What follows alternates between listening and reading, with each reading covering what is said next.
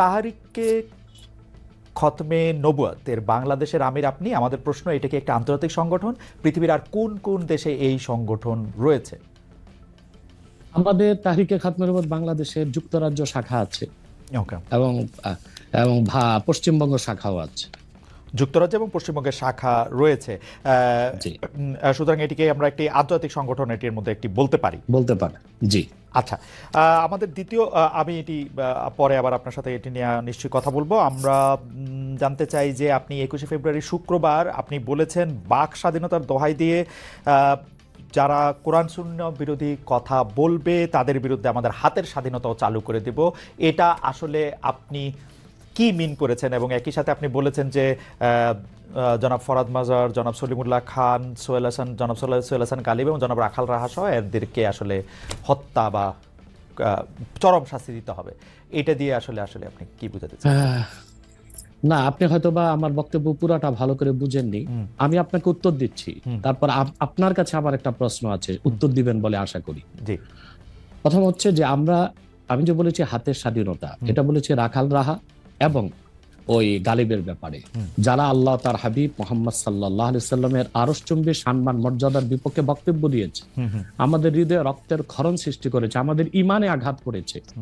আর যেহেতু আজকে 50 বছর যাবত দেশের মুসলমান আলেম ওলামা সর্বশ্রেণীর মুসলিমদের দাবি হচ্ছে ব্লাসফেমি আইন, যেন নাস্তিক তার নাস্তিকতা নিজে পোষণ লালন করবে, ধর্মনিরপেক্ষতাবাদী তার ধর্মনিরপেক্ষতা আদর্শ নিজে লালন করবে, কিন্তু ফ্রিডম অফ স্পিচ এবং ফ্রিডম অফ এক্সপ্রেশন, বাক স্বাধীনতা, মুক্ত চিন্তার দোহাই দিয়ে যখন তখন আল্লাহ তার হাবিব সাল্লাল্লাহু আলাইহি ওয়াসাল্লামকে গালি দিবে, ইসলামের বিরোধিতা করবে, আর রাষ্ট্র তাদেরকে প্রতিহত করবে না, প্রতিরোধ করবে না, বরং আমরা তাদের যদি শাস্তি দাবিতে রাস্তায় নামি, তখন রাষ্ট্র আমাদের ট্যাক্সি কিনা বুলেট আমাদের বুকে মারে। যুগের পর যুগ আমাদের দাবি আদায় হচ্ছে না, আর তারা বাক স্বাধীনতার দোহাই দিয়ে আমাদের ইমানে আঘাত করবে, তখন তো নিরুপায় হয়ে আমরা আমাদের হাতের স্বাধীনতা বাস্তবায়ন করবই। আর সলিমুল্লাহ ফরহাদের ব্যাপারে আমি মৃত্যুদণ্ডের কথা বলিনি, আমি বলেছি সলিমুল্লাহ এবং ফরহাদ অত্যন্ত বুদ্ধিবৃত্তিক ভাবে মানুষকে, সমন্বয়কদেরকে বিপদগামী করছে। ওকে, আপনি কি আমাকে প্রশ্নটা করতে চেয়েছিলেন, সেটা কি করবেন? আমার আরেকটা প্রশ্ন রয়েছে ব্যাপারে। আপনাকে আমার প্রশ্ন যে আপনি তো এই বিষয়ে আমাকে মুখোমুখি আনলেন, কিন্তু রাখাল রাহা এবং গালেব তাদেরকে আপনি মুখোমুখি করলেন না কেন? এতদিন চলে গেল। আচ্ছা, আপনি কি এই প্রশ্নের উত্তরটি, মানে প্রথম কথা হচ্ছে যে আপনাকে এই বিষয়েই শুধু না, আমরা অনেকগুলি বিষয় বুঝে নেওয়ার জন্য সেটা কথা বলেছি। আপনি একজন ইসলামী স্কলার, বিভিন্নভাবে আপনি হচ্ছেন এই বিষয়ে আপনার যে মতামত, সেই মতামত দেওয়ার জন্য অনেকে বলে থাকেন সবচেয়ে যোগ্যদের একজন, সেজন্য আপনার কাছ থেকে আমরা এটা শুনতে চেয়েছি। জনাব সোহেল হাসান গালিব এবং জনাব রাখাল রাহা তারা এখন আত্মগোপনে আছেন। আমরা শুনেছি সোহেল হাসান গালিব হচ্ছে মানে ইয়ার হেফাজতে আছেন, যাকে গ্রেফতার বলা হচ্ছে। সেই জন্য আমরা তাকে আসলে ইচ্ছা করলেও আমরা আসলে তাকে পাবো না এবং তাকে মুখোমুখি করার ব্যাপারে আমরা পারবো না। আপনাকে মুখোমুখি করার অর্থ হচ্ছে আমরা আপনার কাছে অনেক কিছু আসলে জানতে চাই এবং বুঝে নিতে চাই, যেহেতু আপনি এই বিষয়ে কথা বলার জন্য সবচেয়ে যোগ্যদের একজন বলে অনেকেই মত দিয়ে থাকেন। সেই জন্য আমি আশা করি যে আপনার প্রশ্নের উত্তর আমি দিতে পেরেছি, মানে আপনার সাথে ওনাদের তুলনা আমি করতে চাই না আর কি। হাওয়েভার, জনাব আব্বাসী, আমি কি আপনাকে পরবর্তী প্রশ্ন করতে পারি? আচ্ছা, আপনি বলেছেন যে আমাদের হাতের স্বাধীনতা যেহেতু আপনার এটা পালন করা হচ্ছে না, সেখানে আমাদের বলতে আপনি কাদের কথা বুঝিয়েছেন? সেটাকে আপনি হাতে তুলে নেবেন নাকি আপনি আহ্বান জানাচ্ছেন হাতের স্বাধীনতা প্রয়োগ করার ব্যাপারে? দেখুন আমাদের মধ্যে আপনিও আছেন। ওকে, কারণ আপনার নাম মহিউদ্দিন, আপনি জানেন আপনার নামের অর্থ কি? আমার নামের অর্থ আমি জানি, কিন্তু আমি আপনার মানে আপনার বক্তব্যের সাথে দ্বিমত পোষণ করেন এরকম অনেক আলেমকেও আমি চিনি আর কি। যাই হোক, সেটার ব্যাপারে আমি পরে আসছি। আপনি আমার শিক্ষক হিসেবে আপনি আমাকে একটু ব্যাখ্যা করেন যে জিনিসটা আসলে আমাদেরটাকে। জি সরি, আমি খালেদ ভাই আপনাকে ভাই বলছি। জি, আপনি আমার চেয়ে বয়সে বড় হবেন। জি। দ্বিতীয় কথা হচ্ছে, উত্তরটা শুধু আপনাকে দিচ্ছি না, আপনার মাধ্যমে অনেককেই দিচ্ছি। আল্লাহ তাআলা পৃথিবীর মানুষকে 3টা শ্রেণীতে ভাগ করেছেন, মুমিনুন, কাফিরুন, মুনাফিকুন। এই জন্য 3 নামে কোরআন কারিমে সূরাও এসেছে। মুমিনের নামে সূরা আল মুমিনুন, কাফিরের নামে সূরা কাফিরুন, মুনাফিকের নামে মুনাফিকুন। তার মানে বিশ্বাসী অবিশ্বাসী বর্ণচোরা।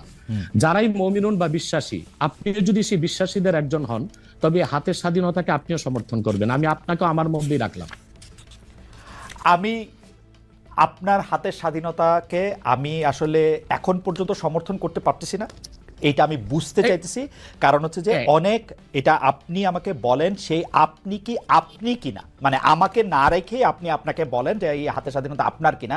এবং পাশাপাশি আমার প্রশ্ন, বাংলাদেশে এই রকম ফতোয়া দেওয়ার আর কার অধিকার রয়েছে, বা আপনি ছাড়া আর কে এরকম বলতে পারেন? দেখুন, হ্যাঁ সেটাই বলছি।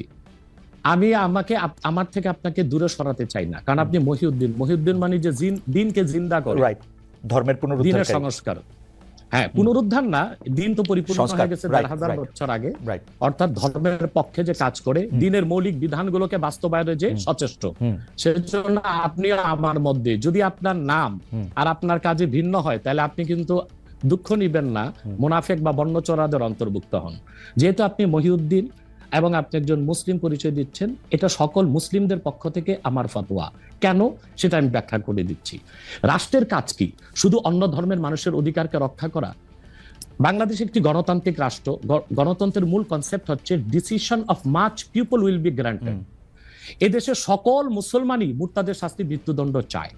একটা ক্ষেত্রে আমাদের আলেমুলামাদের মধ্যে কিছু মতভেদ আছে, সেটা হচ্ছে যে মুরতাদকে তওবা করার সুযোগ দেওয়া হবে কিনা। কিন্তু 4 মাযহাবে 3 মাযহাবের মতে মুরতাদদেরকে তওবার সুযোগ দেওয়া হবে, 4 মাযহাব মতে। কিন্তু মুরতাদদের মধ্যে যারা শাতেম, তাদের বিষয়টা ভিন্ন। শাতেম হচ্ছে আল্লাহ ও তার হাবিবকে যারা গালি দেয়, তারা শাতেম। তাদের ক্ষেত্রে শাফি, মালিকি, হাম্বলি 3 মাযহাব এবং হানাফি পূর্ববর্তী রয় পরবর্তী ফকিহদের মতে যে তাদের তওবা কবুল করা হবে না এবং তাদের মৃত্যুদণ্ড কার্যকর করা হবে। কার্যকর করবে কে? একটা শরিয়া রাষ্ট্র। যেহেতু বাংলাদেশ একটি শরিয়া রাষ্ট্র নয় এবং এখানে মুসলমানদের মৌলিক কোন অধিকারই রক্ষা করা হচ্ছে না। দেখুন, আপনি দাউদ হায়দার এদেশে সে শাতেম ছিল, আল্লাহ তার হাবিব সাল্লাল্লাহু আলাইহি ওয়াসাল্লামের সামনে গালি দিয়েছিল। তখন এদেশের তখন যে সরকার ছিল, তারা তাকে জামায়াতদারি বিদেশ পাঠিয়ে দিয়েছে। একই অবস্থা তাসলিমা নাসরিন, যখন প্রচুর বই লিখেছে এবং আল্লাহ তার হাবিবকে গালি দিয়েছে, আম্মাজান আয়েশা রাদিয়াল্লাহু তাআলা আনহার চরিত্র নিয়ে কথা বলেছে, তখন তৎকালীন সরকার তাকে সম্পূর্ণ নিরাপত্তা দিয়ে, তার সিকিউরিটি থ্রেট যেন না থাকে, তাকে বিদেশ পাঠিয়ে দিয়েছে। আর তখন আন্দোলন করে প্রচুর লোক বাংলাদেশে শহীদ হয়েছিল। এরপরে আপনারা দেখেছেন যে 13 সালে যখন শাহবাগ চত্বর হলো, শাহবাগ চত্বরটা কেন হয়েছিল? সেটা কি হয়েছিল ইসলামকে আঘাত করার জন্য, না যুদ্ধাপরাধীদের শাস্তি দাবিতে? কিন্তু যুদ্ধাপরাধীদের শাস্তির দাবিতে যে ব্লগাররা যা খুশি তা করলো, আল্লাহ তার হাবিব সাল্লাল্লাহু আলাইহি ওয়াসাল্লামকে গালি দিল, ইসলামকে আঘাত করলো, তখন যে সরকার ছিল তাদেরকে সুতি প্রতিরোধ করতে পারত। তারই ধারাবাহিকতায় 2013 সালের 5ই মে শাপলা চত্বরে আমরা আন্দোলনে নামলাম। সবাই ছিল সহনশীল, শিথিল পন্থা একটা আন্দোলন হয়েছিল। কিন্তু কি যে জেনোসাইড বা গণহত্যাটা করা হয়েছে, আমি তো উপস্থিত ছিলাম সেখানে, আমি তো প্রত্যক্ষ সাক্ষী। তো এইভাবে আমাদের ট্যাক্সে, আমাদের ভ্যাটে অধিক সংখ্যক জনগণের ম্যান্ডেট নিয়ে সরকার আপনি কিন্তু আমার প্রশ্নটা আমি জানি না, মানে আমি এই প্রশ্নটা বুঝাইতে পারতেছি কিনা। দিচ্ছি, বুঝাইতে পারছি। আচ্ছা জি স্যার, বলেন। শাতেমদেরকে সরকার পৃষ্ঠপোষকতা দিবে, কোনো শাস্তি নির্ধারণ করবে না, তখন তো আমরা আমাদের আইনকে হাতে তুলে নিতেই হবে, আমাদের তো আর করার কিছু থাকে না। স্যার, এই আইনকে যে হাতে তুলে নেবেন, এই জনটাকে আপনি কোনো বিচার কি তার বিচার করবেন? কারণ আমরা ইসলামিক স্কলারদের কাছেই শুনছি যে তার বিচারকরা তার বিচার করবেন, বিচার করার পরে তার এটার মধ্যে এটা হবে। কিন্তু আপনি বলছেন আইন আপনি হাতে তুলে নেবেন, সেইটা মানে আমি প্রশ্নটা কি করে করবো ডক্টর আব্বাস, আমি জানি না। মানে এইটার জন্য আপনি যে ফিটেস্ট লোক, এটা